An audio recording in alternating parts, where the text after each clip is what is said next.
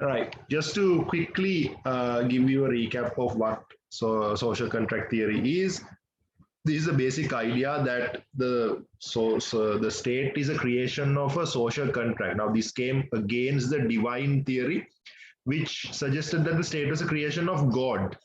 This was believed during the feudalist time, also highly religious time. So the idea that the state was created by God was used by monarchs during the feudalist time to control people. But however, since this theory started sort of like having loopholes and people realizing that this theory does not sound really correct, the idea of the state being a creation of humans came into existence. The idea that the state was created by humans as a result of a social contract. Now, one more important thing is that social contract theories are given by many political scientists, right? Starting with Thomas Hobbes, John Locke, Immanuel Kant, Jean-Jacques Rousseau. All these people have their own versions of social contract theory. But most importantly, the important one to us is the one that was given by Thomas Hobbes and John Locke. Now, as you guys know, that in Britain there was a power struggle between the king and the parliament, whereas Thomas Hobbes, who was a senior political scientist who wanted more power to the king. So he wrote his book Leviathan in 1652, and Hobbes suggested that the social contract which took place between the people created the state. That means that before the state came into existence, the society was a sinister place. People were in their natural behavior, which is why we call that the natural society. And after state was created, people became more civilized, which is why we call that the civil society. Okay, that's how the word civility came into existence. So Hobbes says that people signed the contract themselves and appointed the king as their ruler. That means the king is a result, the ruler is a result of the contract, not a party. Highlight this part if you have the printed version of the note. So because of that, Hobbes believes because the king never agreed to any contract, the king should have full control, full power without any restrictions. Comparing to that, you have John Locke, who was coming from the younger generations of political scientists. So John Locke believed that. John Locke said that, okay, I agree with Thomas Hobbes up to a certain extent, but I disagree with him at a certain point. That's what John Locke said. John Locke said that, yes, I agree with the idea that pre-state was a bad place, sinister place, and people started state through a social contract to make the society a better place. Then the natural society became the civil society. Yes, he agreed with that.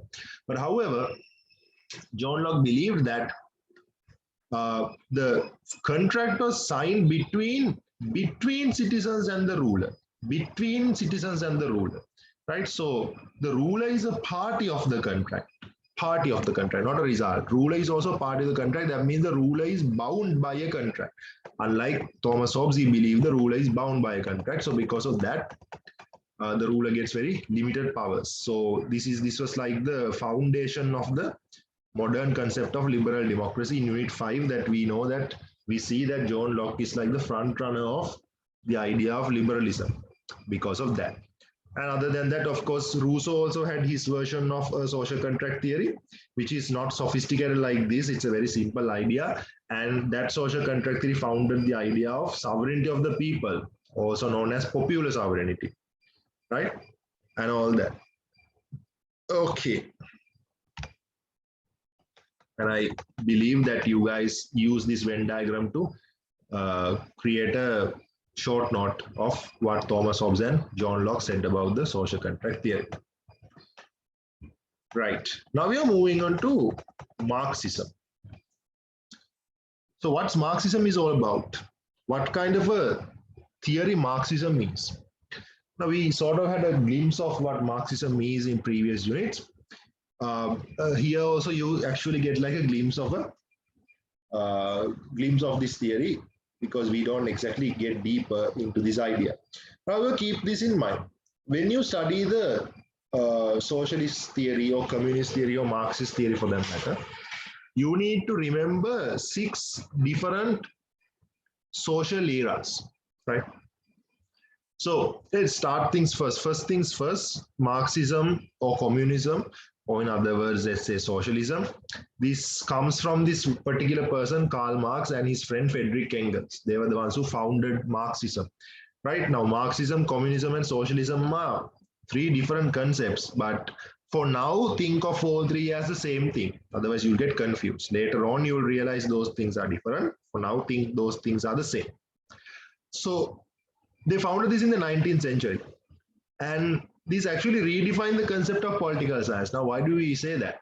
Because this vision of Karl Marx clearly introduced like a whole new level of political science into the subject, right? So, according to Karl Marx, he provides a completely different idea of what the state is. We briefly saw this during the beginning of the third unit as well, where we study about the pre-state, right? So Karl Marx believes that the state was created by the dominating class to suppress the working class, the lower class. In other words, that the state was created as an instrument to suppress the people. Okay.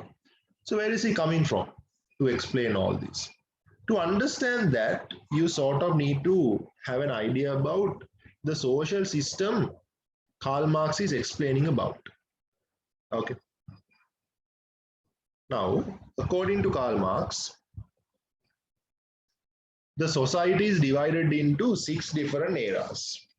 Okay. These 6 eras you need to remember by all means, right? You need to remember them properly. Okay. First, you have the primitive communist era, primitive communist social era. Then you have the slave era.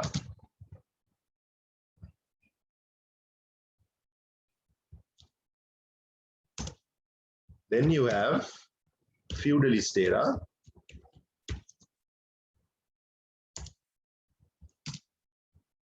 Then capitalist era.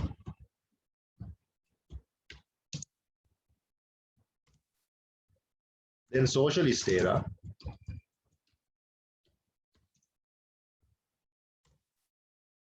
And then advanced communist era.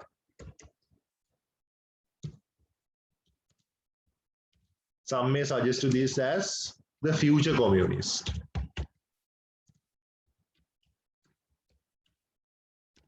Okay, it's the same thing. Advanced communist era. So what about this? What are these 6? First things first, as I told you, you really need to remember. You really need to remember these 6 in memory. It's a must. You can't go anywhere in socialism or Marxism if you don't remember these 6. Okay. So I will give you guys 2 minutes. Write this down on a paper and try to memorize this. Okay. I may randomly name a person or 2 to see whether you all can read this in memory. Okay. Right. 2 minutes.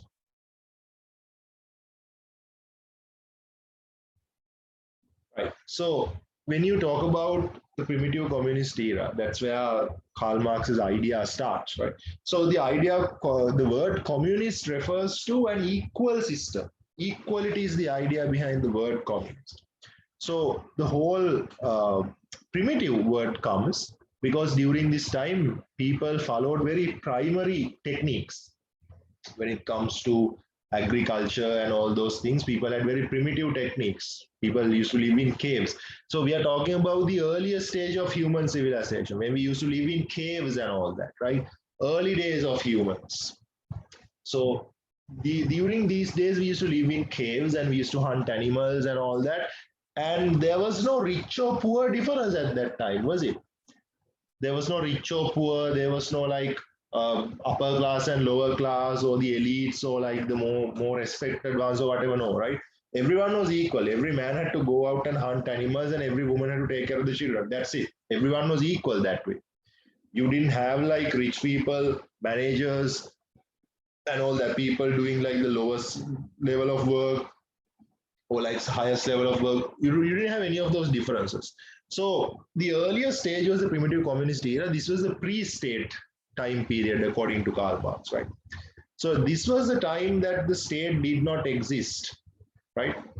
This was the time of pre-state, right? This is where you can draw the line. State didn't exist during this time. This was the pre-state time. Okay. So people were equal, which is why Karl Marx says it was communist, but it was primitive because people were very primitive in terms of their techniques and all that, technologies and all that. So then at one point, people discovered metal. Right now, when I say metal, not talking about metal rock music. People discovered metal like the solids, iron, copper, steel, and all those things. So what happened? People started creating weapons, spears, swords, bow and arrow, right? Knives, and all those things. So with that, people started hunting down and cultivating more food. They could cultivate bigger land areas of grain now, or they could hunt down more animals, which means that they have more food now. They create more foods now, right? So some people, now back in the day, during this primitive era, whatever people produce as food was barely enough for them to survive, right? It is enough for consumption. You produce food and that is good enough for you to survive. And that's it. Next day you have to go hunt for animals again. But now that you have these weapons, instruments, you tend to create more food than you used to cultivate or hunt, which means after consuming food, now you have a remainder of food. You have some food remaining after your entire consumption, right? So depending on your remainder, some people became more powerful, more richer. Some people became poorer, right? Ones who have more food as a remainder were richer. Ones didn't have a lot of food left after eating became poorer. Right? So as a result, some people became more powerful, some people became poorer. Some tribes became more powerful, some tribes became weaker. So the powerful tribes, because they had enough food, they didn't have to go looking for food for the next couple of months. Whereas the weaker tribes, because they ran out of food, they had to go look for food straight away. So what happened was those stronger tribes used that free time because they already have food. They spend the time building forts, practicing those sword fights and all those trainings and all that. And they build armies and all that. And they ended up invading and conquering weaker tribes, right? Then what happened was the stronger tribes enslaved the weaker tribes.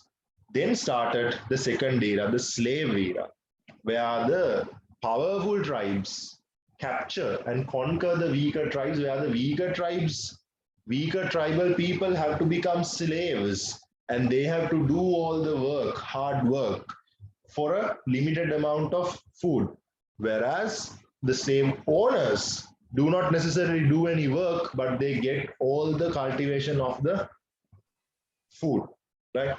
So this was the first time that you have a class difference, slave owners and slaves, whereas slaves are the ones who work but who don't get privileges. Slave owners are the ones who do get privileges but don't actually work. And the slave owners wanted an instrument to keep this suppression going on. Hence they created the state. So this is the beginning of the state. So state comes into existence in what era? Second era. State comes into existence in the second era, slave era. Slave owners are the ones who create this instrument called the state, right? They create this instrument called the state so that they can suppress the slaves using this instrument. So after a while, you move on to the third era, feudalist era. This is the medieval times you are talking about, like in ancient England, ancient France and all that, during kings and all. So during this time, slavery didn't exist. It was there, but it's not like the main thing. More mainly, you had a different class struggle. Now, just like in slave era, that you had the slave owners owning everything and slaves having to do everything, during the feudalist era, it was also kind of the same because the the aristocrats own everything and the peasants have to do all the work. Aristocrats and peasants. Okay, that's the difference.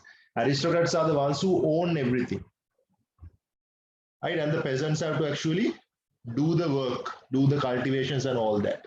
And aristocrats were making all the profits. All right. And that was moved on to the fourth era, capitalistic era. This is where we live today. This is the era where we live today, right? Again, the class struggle is kind of the same.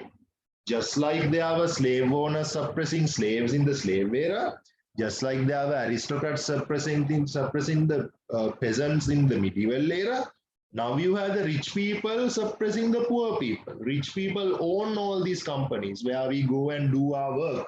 We do work on a daily basis, but those people own all the profits that they may make out of our hard work, right?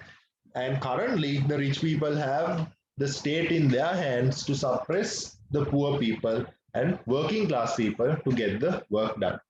But however, in the socialist era, fourth one, the suppressed class finally takes an action, right?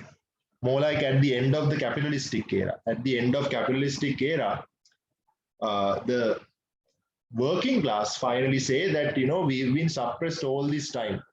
Initially, we were suppressed as slaves by slave owners. Then we were suppressed by the peasants, by the aristocrats. Now we are being suppressed by working class people, by these rich class people.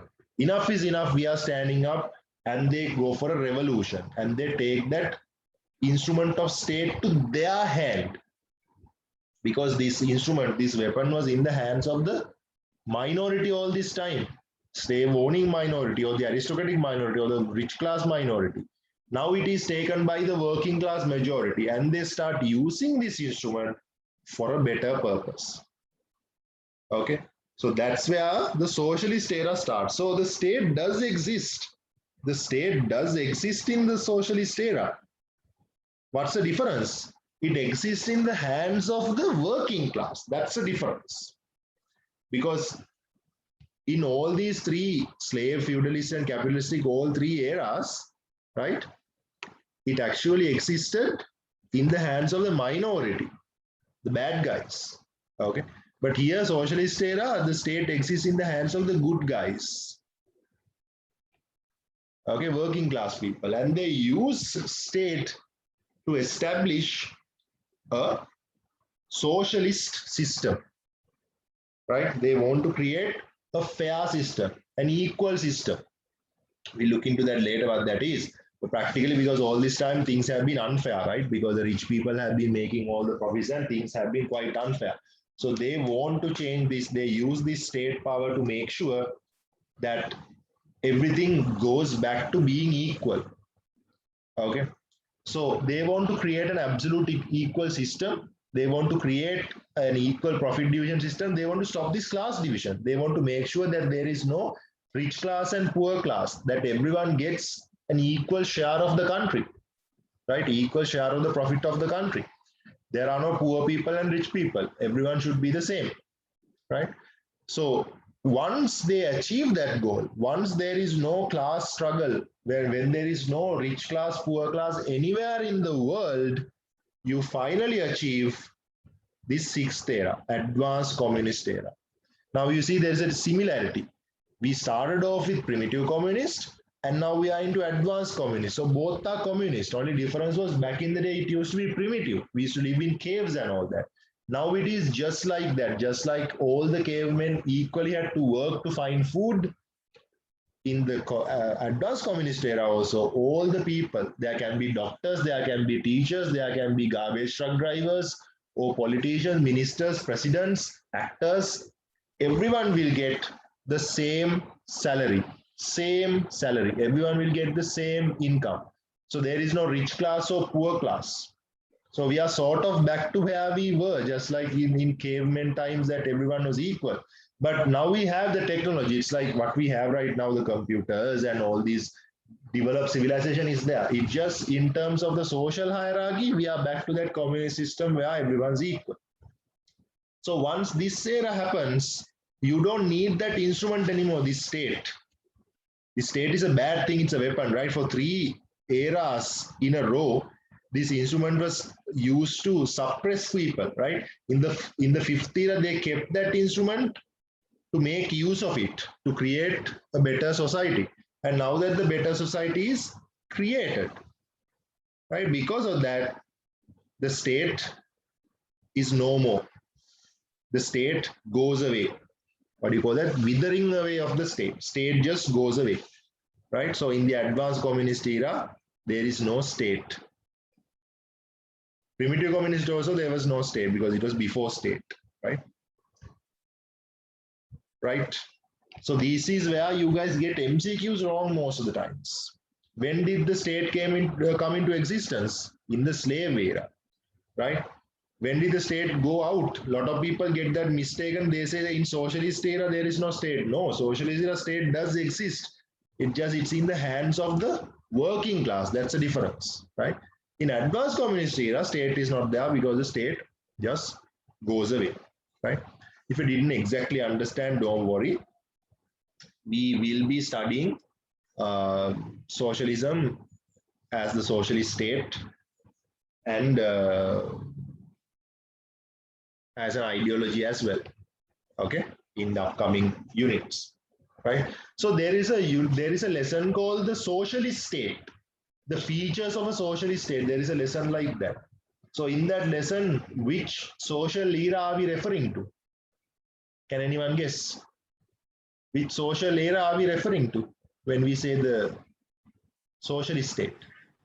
The one before the last, socialist era. Yes, we refer to the socialist era. That's when the state exists in the hands of the working class. How they use that instrument of state, which had been an instrument of suppression for all this time, which had been like a bad thing all this time, how the working class use that to create an equal society, right? Okay. Let's read this and find out what this is about.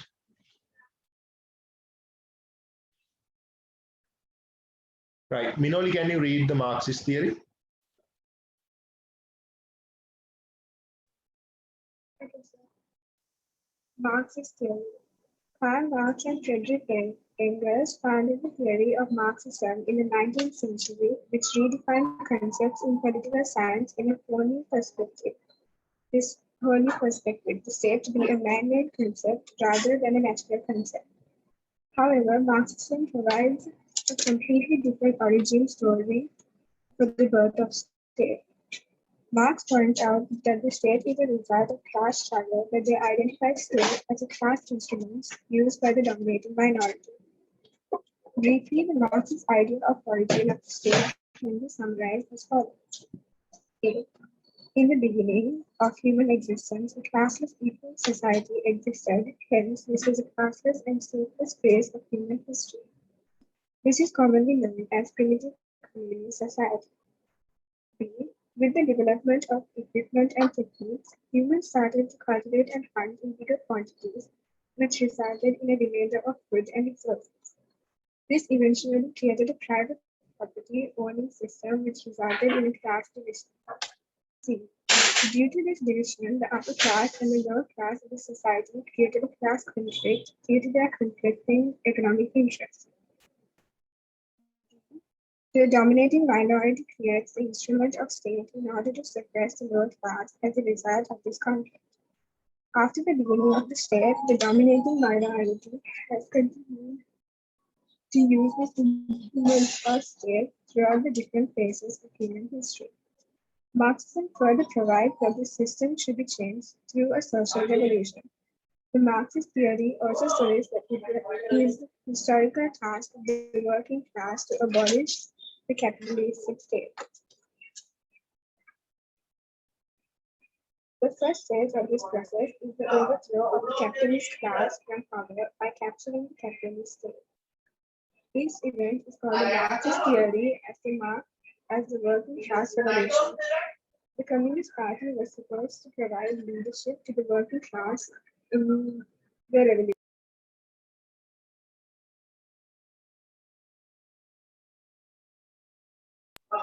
Socialism is a stage of historical development after capitalism, which is the Marxist theory predicted.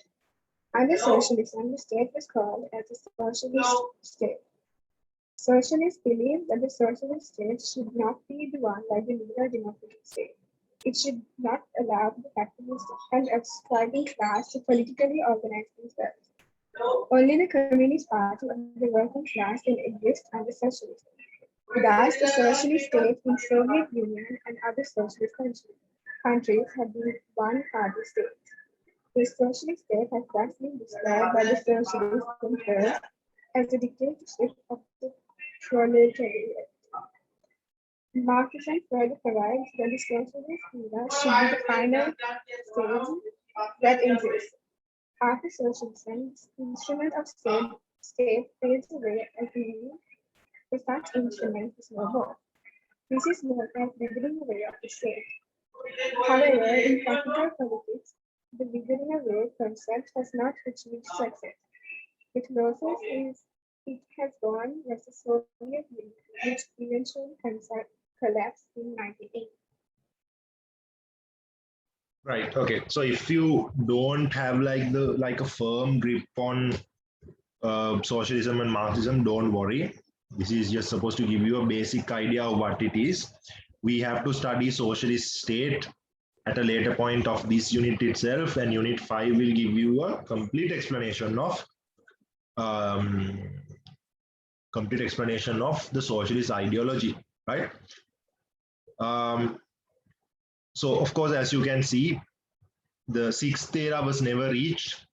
The closest it got was the 5th, the Soviet Union went to the 5th era, and they reversed back to the 4th one. They couldn't achieve the 6th one. Anyway, it'll make more sense to you when we have covered the ideology and the socialist state both. Right.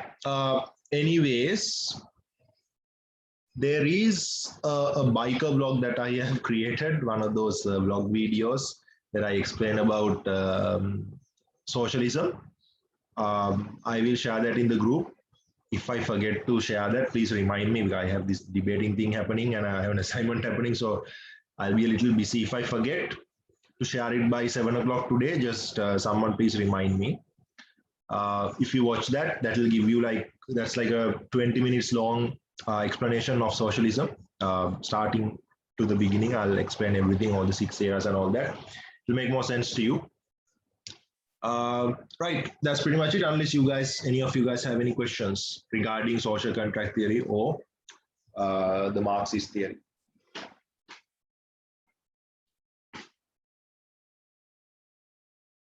All right, all cool. Okay then.